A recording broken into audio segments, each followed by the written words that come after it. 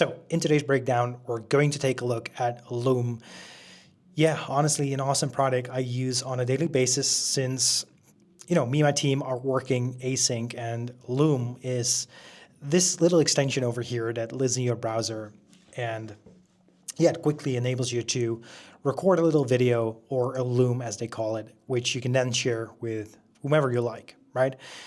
Now, this little Chrome extension over here recently exited for $975 million when starting 8 years ago with just zero revenue. So as you can look over here, the revenue only started to grow exponentially since 2020.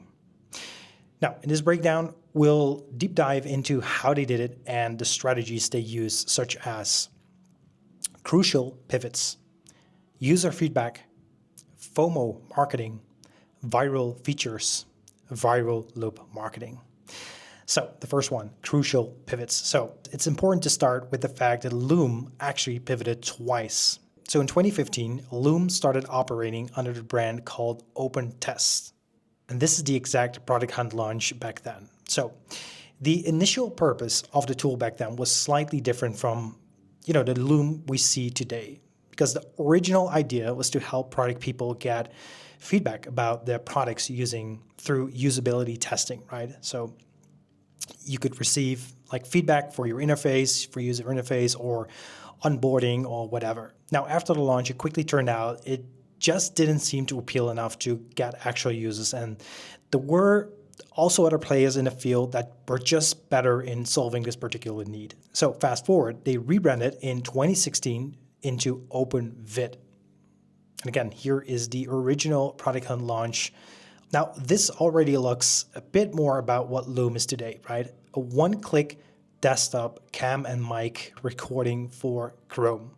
So what they basically did, they took the best feature from the previous product, which was all about the video recording side of the product, and repurposed it into this new product that focused highly on the easiness of recording a video from your browser through this little Chrome extension, right?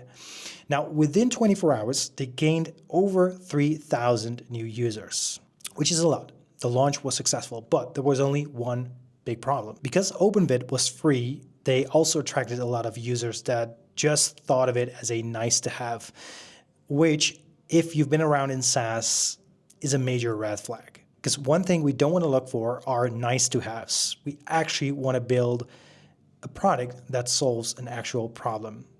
In other words, OpenVid was a vitamin pill, and they needed to find a way to convert it into a real painkiller. So what do you do in such situation?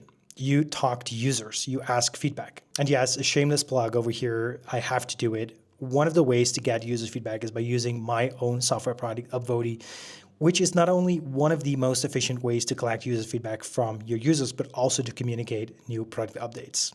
And funny thing, Loom did just that. They spoke with dozens of users, and while talking to them, they quickly realized they found a group amongst them that actually had a real-world problem to solve. It turned out that a lot of people were working remotely in teams.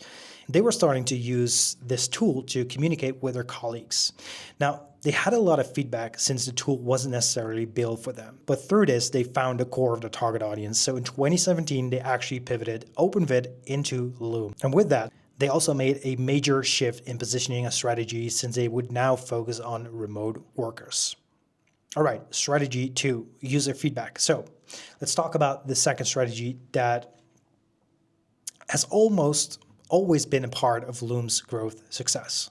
From early on, with the launch of the first product, to when they scaled to over $50 million in ARR, they always prioritized talking to users and learning from their feedback. So after the launch of the second product version, OpenVid, on Product Hunt, they actually grew to over 10,000 users in just 3 months. And with that, they were also getting lots of feedback about the product, and they then adopted what we call a product-led growth strategy, PLG, which is basically a strategy that simply relies on using your product as the main channel to acquire and retain customers. Simply put, build a product for your core audience and they'll come and stick around. Now, one of the most critical feedback they got was that it simply took too long to start a video recording. And that's when they decided to go all in on improving that exact user experience. Now, the solution was actually the Chrome extension itself, because this fixed the problem of you having to search and open up a video recording tool. Now you could simply just click in your browser, the place where you're already working anyway, and start a video recording, right?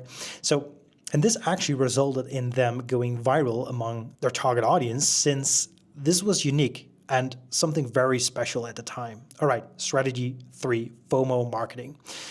One of the things Loom did very well was incorporating Fomo marketing. Now, if you've been using Loom before, you probably know the famous "your video has been viewed" notifications, right? And this is actually one of the best Fomo marketing implementations I've ever seen, besides LinkedIn with the "someone's viewed your profile," right? Because it always tricks me into clicking through and thus coming back to my Loom dashboard, which makes sure that I stay familiar and connected to the brand and product. It's simply genius. Viral features. So Loom's product team is just simply one of the best in terms of building viral features that basically no one asked about but are insanely helpful. So two simple examples. They launched a feature that lets users react through emojis during your video, so you know exactly what they think of a particular part of your video, which is super helpful. Or another one of my favorites, is the fast forward feature, which is not only a cool feature that lets you watch videos faster, it's actually also brilliantly designed, because when you actually change the speed, it literally shows you how much time it will cost you to watch, which I think is brilliant. Or what to think about the embeddable feature in Gmail, which simply lets you copy paste Loom's URL and actually shows you the video right within your email. All of those are just nice features that are not crucial, but makes it even more helpful and valuable to use Loom. All right, the last strategy, viral loop marketing. Now, Loom started as a free tool, and they still have a free plan up to this day, which is very generous. So how do they make sure they are getting lots of new users to sign up without spending too much money on marketing, right? Well, they designed a super cool strategy called viral loop marketing. And if you've seen one of the previous breakdowns with Flowdesk, you probably see some familiarities. Because yeah, the way Loom acquires lots of new users is through their actual product and simply because of the URLs their users are sharing, right? I mean, everyone sees the loom.com in the URLs they get from other people.